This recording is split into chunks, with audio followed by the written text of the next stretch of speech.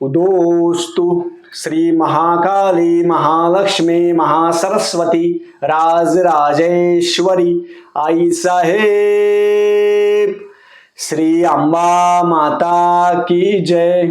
अंगावर शारे आले असेल तुमच्या, जर ज्यांनी मन लावून ऐकलं असेल ते. चैत्र नवरात्र सुरू होतंय. झोपलेले असेल ते सगळे जागे व्हा. चैत्र नवरात्र हे पाडव्यापासून तर रामनवमीपर्यंत चैत्र नवरात्र आहे. या नवरात्रीमध्ये दुर्गा सप्तशतीचा पाठ कसा करायचा, आपल्या घरी देवीचा टाक असेल, देवीची मूर्ती असेल, कुंकुमार्चन कसं करायचं, रोज आरती देवीची कशी करायची, कुमारिका पूजन कसं करायचं आणि दुर्गा सप्तशतीचे किती पाठ करावे याच्याबद्दल मी आज पूर्ण माहिती सांगणार आहे. चॅनलवर पहिल्यांदा आला असेल तर अवश्य सबस्क्राईब करा, म्हणजे येणारे नवीन व्हिडिओ श्री स्वामी समर्थ महाराजांचे, गुरुचैत्राचे आणि नवनाथ पारायणाबद्दल माहिती भेटेल. देवी आईची सेवा किती केली तरी पण कमी आहे. म्हणून ही चैत्र नवरात्रीपासून आजपासून दुर्गा सप्तशतीचे पाठ प्रत्येकाने करायला पाहिजे. मग खूप जण म्हणणार, दादा खूप जणांना सेवा लिहून दिली जाते की दुर्गा सप्तशतीचे 14 पाठ करावे. मग ते काय करता हुशार, ते काय करता मग 14 जणांना बोलवता घरी आणि दुर्गा सप्तशतीचे 14 पाठ करता. तसं नसतं. आपले पाठ, आपली जी सेवा आहे ती आपण करायला पाहिजे, लोकांना बोलून नाही करायचं. म्हणून कधीही कोणाच्या घरी जाऊन दुर्गा सप्तशतीचा पाठ करू नका. त्यांचे जे दोष असतात, त्यांच्या घरामध्ये दोष असतात, वास्तुदोष असेल, पितृदोष असेल, सगळा जो त्रास आहे तो तुम्हाला होतो. म्हणून कधीही कोणाच्या घरी जाऊन दुर्गा सप्तशतीचा पाठ करायचा नाही. मंदिरामध्ये, केंद्रामध्ये, मठामध्ये ठीक आहे, पण कोणासाठी सेवा नाही करायची. आपला वेळ कोणासाठी वाया घालायचा नाही. आणि ज्यांना सेवा सांगितली ना त्यांनी स्वतः 14 दिवस करावं. स्वतः कष्ट घ्या. सगळं कसं रेडीमेड काही कामाचं नाही आहे. मग ह्या नवरात्रीपासून आजपासून काय करायचं, प्रत्येक देवीच्या टाकावर कुंकुमार्चन करायचं. कुंकुमार्चन म्हणजे काय, कुंकू असतं, कुंकू असेल, हळद असेल, देवीची 108 नावं घ्यायची, सिद्धकुंजिका स्तोत्र म्हणायचं आणि ते घेतल्यानंतर आपण देवीला कुंकुमार्चन करायचं 108 नावं घेऊन. त्याच्यासोबत दुर्गा सप्तशतीचा पाठ वाचावा. आता दुर्गा सप्तशतीमध्ये संस्कृत पण आहे, प्राकृत पण आहे. संस्कृत दुर्गा सप्तशती आपल्याला वाचायची असेल तर आपल्याला ब्राह्मणांकडून संध्या घ्यावी लागती, गुरुमंत्र घ्यावा लागतो, देहदारी गुरु आपल्याला करावा लागतो. मग त्याच्यानंतर आपण संस्कृत दुर्गा सप्तशती आहे ते वाचू शकतो. नाही त्याचं फळ भेटत नाही. ते खूप जण तसं करतात. म्हणून तुम्हाला ब्राह्मणांकडून संध्या घ्यावी लागती. संध्या म्हणजे काय, ते दुर्गा सप्तशतीचे प्रत्येक कडवं म्हणणार, ते म्हणणार, नंतर आपण त्यांच्या मागं म्हणायचं, त्याला म्हणतात संथा. बरोबर. आता प्राकृतमध्ये काय आहे, प्राकृत दुर्गा सप्तशती ती कोणत्याही प्रकाशनाची घ्या, काही संबंध नाही. मग आपल्याला 14 पाठ करायचे. मग 14 पाठ करायच्या वेळेस आपल्याला 9 दिवस ब्रह्मचर्याचं पालन करायचं आहे, हे लक्षात ठेवा. 9 दिवस ब्रह्मचर्याचं पालन करायचं. पाठ मांडा, त्याच्यावर पीस ठेवा, दुर्गा सप्तशतीची पोथी ठेवा. आपल्याला संरक्षणासाठी एक लिंबू, परत पिवळ्या मोहरी, महाराजांची रक्षा ही पुडी करून आपल्या जवळ ठेवायची. दुर्गा सप्तशती वाचन करताना आपल्याला 1 ते 13 अध्याय वाचा, बाकी काही वाचलं नाही तरी चालतं. मग तुम्ही म्हणणार, दादा बाकीचं काही वाचायची गरज आहे का, किंवा वाचलंच पाहिजे का? आपण संकल्पयुक्त सेवा करत असाल तर बाकी वाचण्याची गरज नाही. मग दुर्गा सप्तशती या 9 दिवसामध्ये तुम्ही सकाळी वाचू शकता, दुपारी वाचू शकता, रात्री वाचू शकता, पण खाऊन पिऊन करायचं नाही. खाऊन पिऊन नाही करायचं.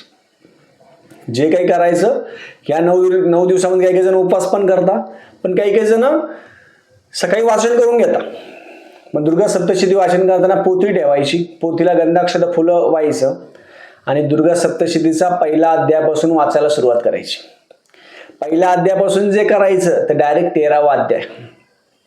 नंतर देवीची आरती करायची रोज सकाळ संध्याकाळ आरती करायची. कुंकुमार्चन जमलं तर कुंकुमार्चन करायचं. पास एवढं आपण ह्या नवरात्रीमध्ये सेवा करू शकतो. 9 दिवसामध्ये ब्रह्मचर्याचं पालन करणं महत्वाचं आहे. त्यासोबत नवार्णव मंत्राचा जप जास्त करू शकता. ज्याला दुर्गा सप्तशती नाही जमत त्यांनी नवार्णव मंत्राचा जप करावा. ओम ऐं ह्रीं क्लीं चामुंडाय विच्चय, ओम ऐम ह्रीं क्लीं चामुंडाय विच्चय, हे मंत्र आपण जास्त जप करावा. किंवा मग सिद्धकुंजिका स्तोत्र आपण वाचू शकता. सिद्धकुंजिका स्तोत्र. दुर्गा सप्तशती वाचन करताना हातामध्ये घेऊन दुर्गा सप्तशती वाचायची नाही. दुर्गा सप्तशती वाचन करताना तुम्ही म्हणणार दादा आम्ही ड्रेस घालतो, नाही, साडीवर आपण दुर्गा सप्तशती वाचावी. आपण देवीची सेवा करतोय. खूप जण मुली असेल, लग्न जमत नाही, 14 पाठ सांगितले, मग प्रॉपर साडी घालावी, हातामध्ये बांगड्या असेल, डोक्यावर पदर असेल, हळद असेल, कुंकू असेल, हे सगळं. आणि हे केल्यानंतर दुर्गा सप्तशती वाचताना मोठ्याने दुर्गा सप्तशती वाचायची, मनातल्या मनात वाचायची नाही.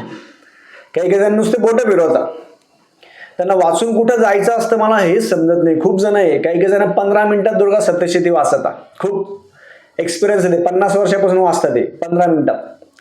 काही काही जण अर्ध्या घंट्यात वाचतात. पण वाचून आपल्याला संपवायचं नाहीये, हे लक्षात ठेवा. आता हे जे सांगतोय मी त्यांची निंदा नाही करत आहे, मी सांगतोय आपल्याला. आपण जेव्हा दुर्गा सप्तशती वाचतो, चंडमुंड वध जेव्हा आपण वाचतो, तेव्हा देवी आई तिथे प्रत्यक्ष ऐकण्यासाठी येत असते.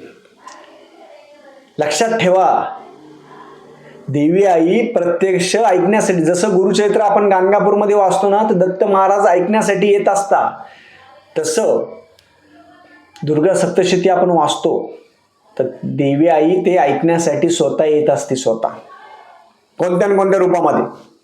आपल्या घरी बसावं, आसन घ्यावं, विदाऊट आसन करायचं नाही. सगळ्यात पहिले महाराजांची एक माळ जप घ्यायचा, महाराजांचा नवार्णव मंत्राचा पण एक माळ घ्या, आणि नंतर 1 ते 13 अध्याय दुर्गा सप्तशती वाचायची. जेव्हा तुम्ही चंडमुंड वध असेल, या सगळ्या गोष्टी वाचता, प्रत्येक गोष्ट आहे ना वाचताना त्या कथेमध्ये आपण समाविष्ट व्हायचं.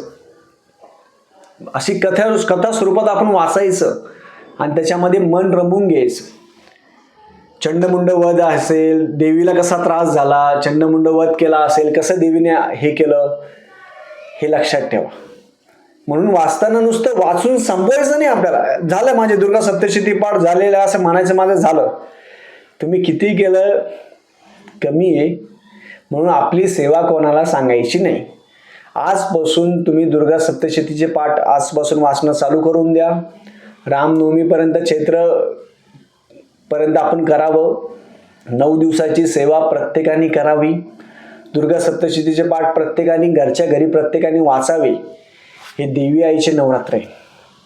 या काळामध्ये सिद्धकुंजिका स्तोत्र असेल, परत सिद्धकुंजिका स्तोत्र, नवार्णव मंत्र जास्त वेळेस घ्यायचा आणि दुर्गा सप्तशतीचा पाठ घ्यायचा. आपण जमलं तर रात्री 9:30 वाजता सेवा घ्यायचा प्रयत्न करूया. रामरक्षा स्तोत्राचे 1 ते 9 ओव्या घ्यायच्या आपल्याला, ते 11 वेळा, आणि नंतर सिद्धकुंजिका स्तोत्र आपण घेऊ आणि नवार्णव मंत्र पण घेऊ. म्हणजे ही सेवा आहे, त्या दोन्ही सेवा, आपल्या रामांची सेवा आणि देवीची सेवा दोन्ही होईल. ज्यांनी इच्छा असेल त्यांनी अवश्य यावं रात्री 9:30 वाजता. अजून फिक्स नाही आपलं, पण पाहू. कारण की देवी आईची सेवेसोबत रामांची जे सेवा केली त्याचं फळ खूप आहे, हे लक्षात ठेवा. म्हणून दुर्गा सप्तशतीचे पाठ प्रत्येकाने करावे. रोज 1 ते 13 अध्याय वाचायचे, बाकी दुसरं काही वाचायची गरज नाही. वाचन झालं, पोथी झाकून ठेवून द्यायची. वाचन करताना तुपाचा दिवा असेल, तेलाचा दिवा असेल, तो समोर ठेवा आणि शांतपणे मन स्थिर करून डोळे बंद करायचे, मन स्थिर करायचं आणि नंतर देवी आईला प्रार्थना करून देवीला हळद कुंकू लावायचं. एक आसन बाजूला ठेवायचं, तिथं हळद कुंकू टाकायचं, डोक्यावर पदर घ्यायचा आणि देवीला हळद कुंकू लावून आपण कपाळी हळद कुंकू लावायचं. देवी आयु, आरोग्य, ऐश्वर्य, अखंड सौभाग्य प्राप्त होती, म्हणजे आपल्याला अखंड सौभाग्य प्राप्त व्हावं असं देवीला प्रार्थना करायची. देवीला प्रार्थना करायची, सकाळ संध्याकाळ आरती करावी आणि आपल्या घरच्या टाकावर प्रत्येकाने कुंकुमार्चन करावं. ते कुंकू आपण रोज कपाळी लावावं. अशा पद्धतीने प्रत्येकाने सेवा करावी. त्याचं फळ तुम्हाला छान प्रकारे भेटेल आणि मनापासून जर आपण सेवा केली तर आपल्याला त्याचं फळ खूप छान भेटत असतं. झालेली सेवा मी देवी आई चरणी रुजू करतो. श्री स्वामी समर्थ.